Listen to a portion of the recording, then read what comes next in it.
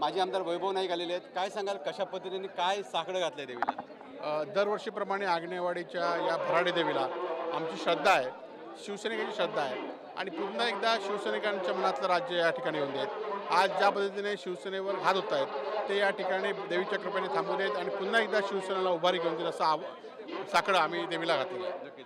आगामी काळात मुंबई महानगरपालिका असेल, जिल्हा परिषद असेल, या निवडणुकांमध्ये पुन्हा एकदा उद्धव ठाकरे गटात सत्ता यावी असं काय साकडं घातलंय? खरं तर आता आपण बघितलं असाल की येणाऱ्या लोकसभाच्या यशानंतर विधानसभेमध्ये काय ज्या पद्धतीने जे राजकारण झालं आणि त्याचा आता पडसाद आता उमटत आहेत, परंतु येणारी मुंबई महापालिका असेल, जिल्हा परिषद असेल, येथे आम्ही ताकदीने लढू आणि पुन्हा एकदा या मुंबई महापालिकेवर आम्ही भगवा फडकू। एकनाथ शिंदे यांनी पुन्हा एकदा टीका केली उद्धव ठाकरेंवर। ते म्हणतात की जितना जलाओगे जलकर एक दिन राख हो जाओगे। नाही, खरं तर आता शिंदे साहेबांना आणि भाजपचं कशा पद्धतीने कोल्ड वॉर सुरू आहे हे आपण बघताय आणि त्यामुळे खरं तर तुम्हाला आता सरकार स्थापन करायला पूर्ण बहुमत दिलेलं आहे। आम्ही पण आमचा पराभव मान्य केला। आता तुम्ही जी आश्वासन लोकांना दिली होती ती आश्वासन पूर्ण करा। आज 1 लाख कोटीपेक्षा जास्त लोकांचे पैसे द्यायचे आहेत। आज 10वीचा पेपर पहिल्या दिवशीच फुटतोय। आरोग्याची दयनीय झाली आहे।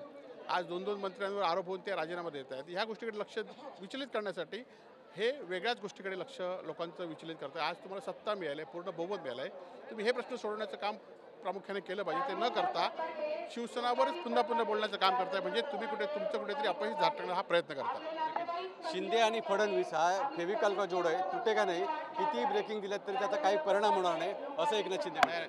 आमचं त्याबद्दल मतच नाही, कारण शिंदे आणि फडणवीसने एकत्र येऊनच आमचं सरकारवर आमच्या गद्दारी करून, आमचे आमदार फोडून, आमिष दाखवून हे सगळं केलं होतं। त्यामुळे त्यांच्याबद्दल आमचं, परंतु तुमच्या दोघांमध्ये जी काय लागोपाठ प्रकल्प रद्द होत आहे, संरक्षण काढलं जातं आहे, तुम्हाला तुमचे मंत्र्यांचे PA बदलत आहेत, ते अधिकार सगळे मुख्यमंत्र्यांनी घेतलं, या सगळ्या गोष्टी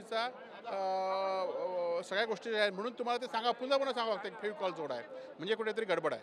नक्कीच तुम्हाला सुद्धा मोठे धक्के बसत आहेत। कुडाळ नगरपालिकेतील नगरसेवक सोडून गेले, त्यानंतर जिल्हा प्रमुख तुमचे सोडून गेलेले आहेत, अशा प्रकारे मोठे धक्के बसत आहेत। खरं तर याआधी सुद्धा आम्ही अशा पद्धतीने गेलेलो आहोत।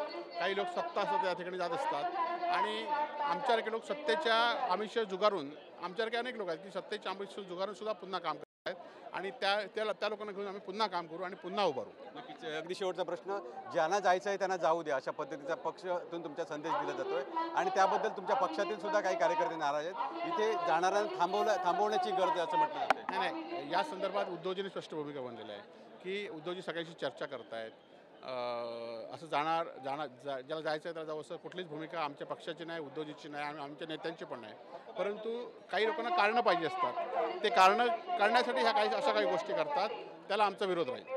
कोकणात मोठी भगदाडं पडतात, ती थांबवण्यासाठी आता तुमची मोठी जबाबदारी आहे, काय करणार? नाही, निश्चितपणे आम्ही आज सगळीकडे जिल्ह्यात दौरा सुरू केलेला आहे, कोकणात दौरा सुरू केलेला आहे। उद्धवजी सुद्धा पुढच्या महिन्यामध्ये कोकणात येणार आहेत आणि त्यामुळे आम्ही पण आमच्या पद्धतीने हे थांबवणे, सत्तेकडे जाणाऱ्या लोकांना किंवा आमिष असणाऱ्या लोकांना आम्ही थांबवण्याचा प्रयत्न करतो। नक्कीच तर होते वैभव नाईक, ते म्हणतात की कोकणात जरी भगदाडं पडत असली तर ती बुजवण्याचा प्रयत्न आम्ही करणार आहोत। त्याचबरोबर त्यांनी पुढच्या काळात सत्ता येऊ देत अशा पद्धतीचं साकडं सुद्धा देवीला घातलेलं आहे। कॅमेरामन समित गजनेसह विकास गावकर, TV9 मराठी, आंगणेवाडी, सिंधुदुर्ग।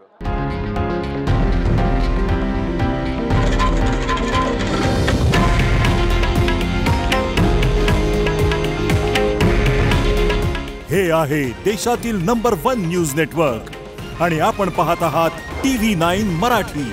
काळजी तुमची, हित महाराष्ट्राचं।